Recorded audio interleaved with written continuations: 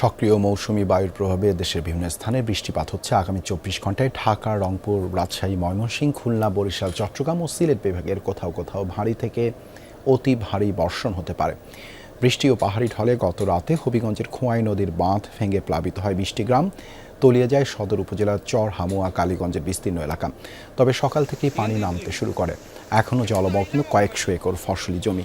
অনেকেই আশ্রয় নিয়েছেন উঁচু স্থানে। এদিকে মৌলভীবাজারের প্লাবিত এলাকা থেকে পানি নামতে শুরু করেছে।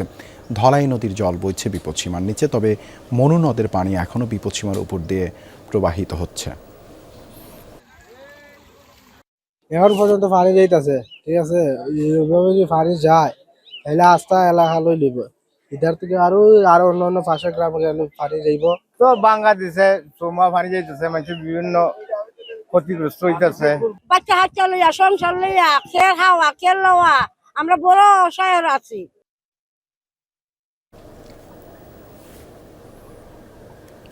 শেরপুরে ভারী বৃষ্টি আর উজানের ঢলে প্লাবিত ঝিনাইগাতি, নালিতাবাড়ি ও শ্রীবর্তী উপজেলার নিম্নাঞ্চল। বসতবাড়ি, ফসলি জমি ও সড়ক তলিয়েছে পানিতে। সকাল থেকে বৃষ্টি না হলেও নদীর পানি বৃদ্ধি পেয়ে ডুবেছে ঝিনাইগাতির বেশ কয়েকটি গ্রাম। এতে চরম দুর্ভোগে বাসিন্দারা।